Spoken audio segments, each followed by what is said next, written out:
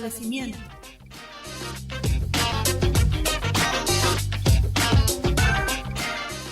Liderazgo político de las mujeres.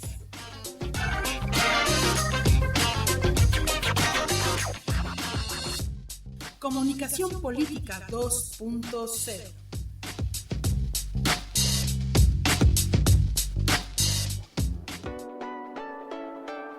Historias de mujeres.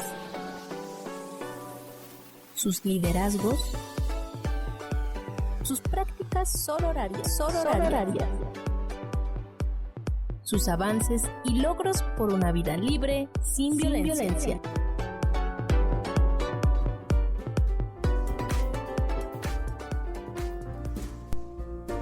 Derechos de la mujer. Tenemos derecho a la participación política y a la toma de decisiones, a la paridad política, al empoderamiento y liderazgo político, a la no violencia política. Conoce la ley electoral, conoce tus derechos políticos y ejércelos.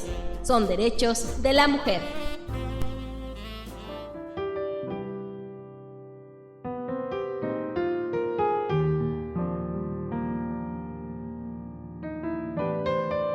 Uno de los medios para alcanzar la igualdad de género es el conocimiento pleno de las mujeres de sus derechos políticos, así como de los mecanismos para hacerlos efectivos, tanto al interior de sus partidos como en el sistema de justicia electoral. Y de esta manera lograr que se generen condiciones más justas e igualitarias para la participación política de las mujeres y la eliminación de las prácticas discriminatorias que aún persisten. Por ello, uno de los objetivos fundamentales de estas cápsulas es el impulso al fortalecimiento de nuestro liderazgo político a través del conocimiento de nuestros derechos y cómo ejercerlos. En esta emisión, José Luis y una servidora comentaremos a la limón el derecho al voto que consagra el artículo 35 de nuestra Constitución Política, pero con una perspectiva de género. Sí, con una perspectiva de género. Pues esta, como bien señala el especialista en género y elecciones, Luis Juan Rodríguez, la perspectiva del ciclo electoral es una herramienta útil que nos permite concebir las elecciones como un proceso con diferentes etapas, en lugar de un evento que ocurre en un momento puntual en el tiempo. Siguiendo la perspectiva del ciclo electoral, se identifican los principales obstáculos que encuentran las mujeres en las diferentes fases del proceso electoral, para el disfrute efectivo de sus derechos electorales, ya sea como votantes, candidatas o miembros de la sociedad civil. En su artículo 35, la Constitución Política Mexicana señala los derechos del ciudadano. Y de la ciudadana, porque el artículo 34 de la Constitución Política señala que son ciudadanos de la República los varones y mujeres que, teniendo la calidad de mexicanos, hayan cumplido 18 años y tengan un modo honesto de vivir. Lo subrayo porque en 1917 el constituyente escribió ciudadano sin aclarar que dicho término incluía a la mujer, y esto impidió que las mujeres pudiéramos participar en las elecciones hasta el año de 1955, según consta en el Diario de Debates del Congreso Constituyente de 1916-1917. En la sesión del Congreso Constituyente, Félix Pallavicini observó que el artículo estaba redactado en masculino y dijo: el dictamen dice que tienen voto todos los ciudadanos. Está el nombre genérico. Esta misma redacción tenía la adición que existe en la Constitución del 57 y que se conserva hoy. Y yo deseo que aclare la comisión en qué condiciones quedan las mujeres y si no estamos en peligro de que se organicen para votar y ser votadas. A los constituyentes no se les barrió dejar fuera a las mujeres por una redacción masculinizada, sino fue con toda intención, pues tenían una visión machista de que las mujeres no estaban capacitadas para participar políticamente, como lo dijeron en la comisión redactora del citado dictamen. Escuchen. La diferencia de los sexos determina la diferencia en la aplicación de las actividades. En el estado en que se encuentra nuestra sociedad, la actividad de la mujer no ha salido del círculo del hogar doméstico, ni sus intereses se han desvinculado de los miembros masculinos de la familia. No ha llegado a nosotros a romperse la unidad de la familia, como llega a suceder con el avance de la civilización. Las mujeres no sienten, pues, la necesidad de participar en los asuntos públicos, como lo demuestra la falta de todo movimiento colectivo en ese sentido. El derecho del voto solo lo ejercen en promedio casi la mitad de los y las mexicanas. ¿Qué factores influyen para que millones de mexicanos y mexicanas no ejerzan su derecho a elegir sus representantes populares? En la pasada elección incidió la violencia política, la inseguridad pública, la postulación de candidatos no representativos, la pérdida de credibilidad de los partidos políticos y la discriminación. Sin dejar de reconocer que existe un alto índice de abstencionismo electoral tanto en hombres como en mujeres, hay la tendencia de que este antiderecho se reduce en el sector femenino. Tenemos elecciones en las que el derecho del voto lo han ejercido más las mujeres que los hombres, como por ejemplo en las elecciones federales de 2009, en las que la tasa de participación femenina alcanzó un 47.35%, la cual fue superior en casi 7 puntos porcentuales a la masculina, que ejerció un 40.53%.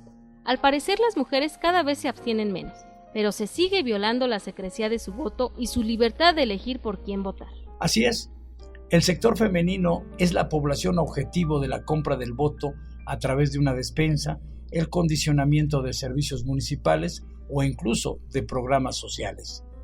Según la encuesta nacional sobre discriminación 2010, las mujeres no tienen total autonomía para realizar actividades sociales y políticas, pues el 21% de las mujeres piden permiso a su pareja o a algún familiar para participar en actividades comunitarias y casi el 8% no tiene autonomía para decidir por quién quiere votar. Esta cifra se eleva al 15.8% de mujeres que hablan una lengua indígena y piden permiso para decidir por quién votar. Las mujeres votantes tienen que hacer frente a múltiples dificultades para poder ejercer de manera efectiva el derecho de sufragio. En este sentido, las limitaciones a la inscripción en el censo electoral, la falta de comprensión de los procedimientos del voto y la vulneración del carácter secreto e individual del sufragio, entre otras cuestiones, pueden limitar el derecho al voto de hombres y mujeres, siendo frecuente que estas últimas se vean afectadas en mayor medida. El desarrollo de programas de educación e información al votante, así como de programas de educación cívica, puede tener efectos muy positivos en términos de participación femenina, especialmente en contextos donde las ciudadanas no son conscientes de las implicaciones del derecho de sufragio y no comprenden bien los procedimientos a seguir para disfrutarlo de una manera efectiva. Resulta indispensable que estos programas sean sensibles al género, teniendo en cuenta las necesidades específicas de hombres y mujeres.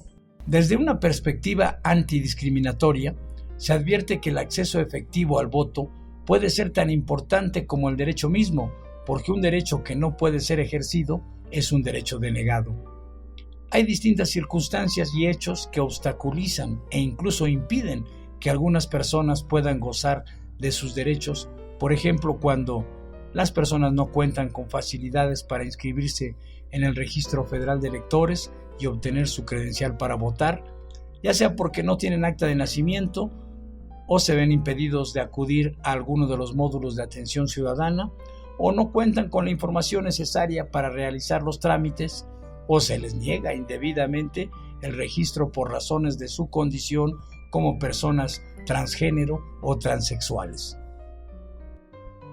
Pero no obstante que el INE aceptó el llamado del Consejo Nacional para Prevenir la Discriminación, CONAPRED, de que se permitiera votar a las personas transgénero, cuya identidad actual no corresponde con la de su credencial de elector, en las pasadas elecciones muchas personas transgénero no votaron, unas porque les negaron su derecho a votar y a otras porque se abstuvieron de acudir a las urnas por temor a la discriminación. Sobre el tema, la presidenta del Consejo para Prevenir y Eliminar la Discriminación de la Ciudad de México, Jacqueline Loist, en una entrevista de prensa informó a la agencia Notimex que en la capital del país más de 500,000 personas han solicitado su deseo de cambiar de género. Por ello, indicó que se instrumentaron medidas para evitar que la comunidad lésbico-gay sufriera discriminación al acudir a las urnas para ejercer su derecho a sufragar. Sin embargo, reconoció que la discriminación es un fenómeno social, lo cual quiere decir que no estamos exentos que en las mesas de las casillas cualquier persona pueda tener una cierta conducta hacia un integrante de estas comunidades. También, más de 5 millones de personas enfrentan obstáculos cotidianos para ejercer su derecho al voto por ser sordas, ciegas, de estatura baja, tener algún padecimiento mental, dificultades para desplazarse o ser dependientes de otras a causa de accidentes o enfermedades, entre otros casos. La Encuesta Nacional de Ingresos y Gastos en los Hogares 2012 revela que el 6.6% de la población mexicana está en dicha condición y que en 19 de cada 100 hogares vive alguna persona con discapacidad. Oye, José Luis, pero la Convención de la Organización de Naciones Unidas sobre los Derechos de las Personas con Discapacidad, ratificada por México en 2007, estableció que los gobiernos están obligados a garantizar los derechos políticos de estas personas sin distinción de la capacidad que tengan. Además, nuestra Constitución en su artículo primero, último párrafo, señala la prohibición de toda discriminación motivada por origen étnico o nacional, el género, la edad, las discapacidades, la condición social, las condiciones de salud, la religión, las opiniones, las preferencias sexuales, es más, el estado civil o cualquier otra que atente contra la dignidad humana y tenga por objeto anular o menoscabar los derechos y libertades de las personas. Tienes razón, Jimena. Por ello, el Instituto Nacional Electoral informó que repartió junto con la paquetería electoral materiales alternativos para garantizar el voto a esas personas en cada una de las casillas del país, como plantillas en sistema Braille que se colocan sobre la boleta para que los ciegos puedan leerla, lupas para débiles visuales y un sello especial para las personas sin extremidades, además de que las urnas tuvieran una altura menor para que los más bajos de estatura y personas en sillas de ruedas puedan introducir su voto. Respecto al voto de personas con algún padecimiento mental, el sector más excluido dentro de las personas con discapacidad, se dejaba a consideración del presidente de casilla el dejarlos votar, pero el INE, en las pasadas elecciones, dispuso que las personas con esos padecimientos pueden votar siempre y cuando tengan su credencial de elector. Pero en muchos lugares se hizo caso omiso de las disposiciones del INE al respecto, no obstante que las personas funcionarias de casilla recibieron capacitación sobre cómo atender a ciudadanas y ciudadanos con discapacidad, mujeres embarazadas, personas con niñas o niños pequeños en sus brazos y adultos mayores, quienes deberían votar sin hacer fila. Además, faltó mucha difusión sobre estas disposiciones del INE. Mucha gente con discapacidad, mujeres embarazadas, adultos mayores, no fueron a sufragar por no saber que tendrían un trato preferencial o que habría plantillas en lenguas indígenas en las casillas de la Ciudad de México, donde habitan 1.5 millones de indígenas. Por otra parte, los materiales y la documentación electorales no son suficientes o adecuados para determinados grupos de la población nacional, como las personas indígenas y quienes no saben leer ni escribir. La desigualdad de trato tiene efectos negativos sobre todo en los grupos sociales que son discriminados de manera acumulativa o múltiple debido a la presencia de más de uno de los motivos prohibidos. Es el caso, por ejemplo, de las mujeres indígenas, que enfrentan una triple discriminación en función del género, la etnia y la pobreza, y por ello tienen mayores dificultades para gozar de sus derechos. Además, las casillas electorales quedan muy distantes del lugar donde viven las y los electores. Son inaccesibles para personas con discapacidad física o adultas mayores, o cuando por alguna circunstancia excepcional una casilla no se puede instalar. Resumiendo, todavía existen condiciones de inequidad en las campañas electorales. Se viola el secreto del voto o se presiona a las y los votantes para que voten en determinado sentido. Los contenidos de las campañas electorales son discriminatorios y no utilizan un lenguaje incluyente. Grupos de la población no pueden participar debido a situaciones de violencia, inseguridad y conflictos. Resulta evidente que la discriminación en el terreno electoral afecta a los derechos político-electorales y otros derechos humanos, ya sea de manera directa o indirecta. Y puesto que ninguna acción democrática puede funcionar adecuadamente sin la participación ciudadana, las autoridades electorales deben adoptar medidas y procedimientos para garantizar la accesibilidad electoral y eliminar progresivamente las barreras físicas, materiales, tecnológicas, culturales y cualquier otro obstáculo que limite la participación efectiva de las y los ciudadanos en las distintas etapas del proceso electoral, antes, durante y después de la jornada electoral. Pero no solo los organismos electorales, También los medios de comunicación y los partidos políticos deben impulsar más la capacitación ciudadana sobre el derecho del voto. En el caso de las mujeres, vamos a visibilizar los obstáculos de género que todavía se dan para poder ejercer el voto de una manera libre y razonada. Esperamos que este diálogo con José Luis te sirva para ello y nos empoderemos conociendo no solo nuestro derecho a votar, sino también cómo ejercerlo sin barreras, discriminaciones ni violencia política. Recuerda, la información es poder. Di sí a tu derecho al voto con igualdad de género y di no a la discriminación en los procesos electorales. Mujer, apoya el fortalecimiento de tu liderazgo político con el uso de la Web 2.0. Consulta más sobre el tema en la Guía para la Acción Pública, Elecciones sin Discriminación, publicada por el Consejo Nacional para Prevenir la Discriminación. Visita su centro de documentación, donde encontrarás información documental que contribuye a la igualdad y a la no discriminación. La dirección de la página es www.conapred.org.mx. Si quieres el podcast de esta cápsula, lo puedes bajar de internet. Escribe en tu buscador www.spreaker.com/user/836565 y luego debes darle Enter. Dale clic en episodios, escoges tu cápsula y dale clic al título y luego en donde dice descargar y listo.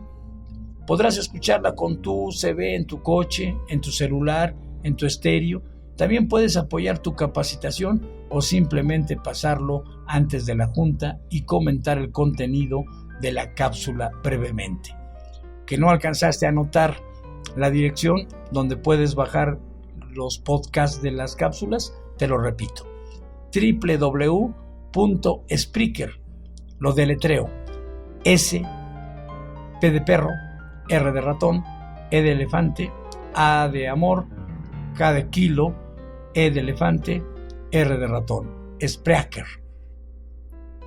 Repito, www.spreaker.com/user/83656563. Para que te enteres de la programación de estas cápsulas, agrégate a Voz de Mujer en Facebook, donde podrás comentar estas cápsulas, mandarnos tu opinión y si te están sirviendo para fortalecer tu liderazgo político. Gracias por sintonizar Voz de Mujer, la radio con equidad de género en la Web 2.0 que se transmite en MixLR y en la página de la Secretaría de Igualdad de Géneros del PRD.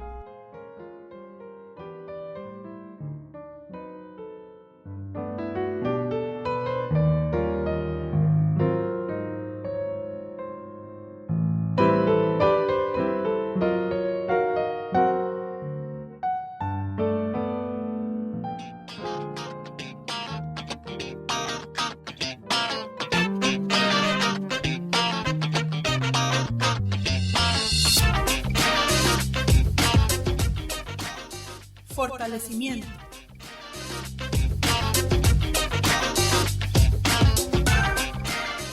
Liderazgo político de las mujeres.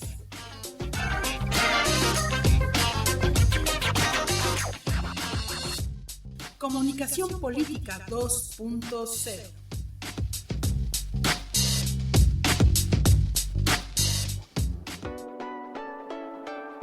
Historias de mujeres.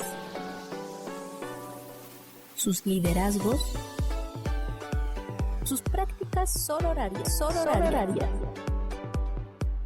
sus avances y logros por una vida libre, sin violencia.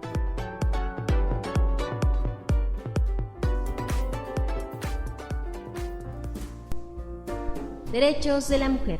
Tenemos derecho a la participación política y a la toma de decisiones, a la paridad política, al empoderamiento y liderazgo político, a la no violencia política. Conoce la ley electoral, conoce tus derechos políticos y ejércelos. Son derechos de la mujer.